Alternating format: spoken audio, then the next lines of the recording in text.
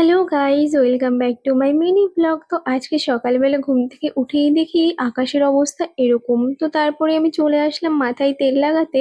অনেক দিন হয়ে গেছে মাথায় তেল লাগানো হয় না, সেই জন্য ভাবলাম আজকে যেহেতু ফাঁকা আছি আজকে তেলটা লাগিয়ে নিই। তো প্রথমেই আমি স্ক্যাল্পে লাগিয়ে নিয়েছি আর তারপরে পুরো চুলে লাগিয়ে এখন মাথাটা ম্যাসাজ করে নিচ্ছি ভালো করে।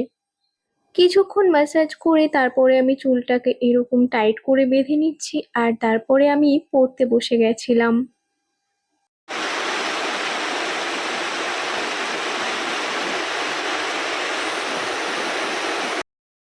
দুপুরে কিন্তু প্রচন্ড বৃষ্টি হচ্ছিল আর মাকে বললাম খিচুড়ি খেতে ইচ্ছা করছে, সেই জন্য মা আজকে লাঞ্চে খিচুড়ি বানিয়েছিল। আমার মা না অনেক সবজি দিয়ে খিচুড়ি বানায়, আর এই বৃষ্টির মধ্যে একে তো ঠান্ডা ঠান্ডা ওয়েদার আর তার উপরে আবার লাঞ্চে খিচুড়ি, তার সাথে আবার ডিম ভাজা। লাঞ্চটা জাস্ট আজকে দারুণ হয়েছিল।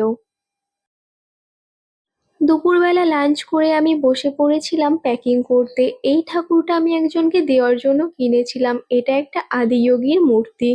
দোকান থেকে আমাকে জাস্ট একটা বক্সের মধ্যেই দিয়েছিল, পেপার মোড়ানো ছিল, কিন্তু এটা যেহেতু অনেকটাই দূরে যাবে সেই জন্য আমি ভেবেছিলাম এটাকে বাবল র্যাপ দিয়ে র্যাপ করে দিই। তো বাবল র্যাপ দিয়ে র্যাপ করার পরে আমি এটাকে গিফট পেপার দিয়ে প্যাকিং করে নিয়েছি। আমি অতটা ভালোভাবে প্যাকিং করতে পারি না, যেমন পারি তেমন ভাবেই করেছি। এক পাশটা ভালো হলেও আর এক পাশটা কিন্তু অতটা ভালো হয়েছিল না। বিকালে বাইরে গিয়েই দেখি এত সুন্দর রাস্তার পাশে রেইন লিলি হয়েছে।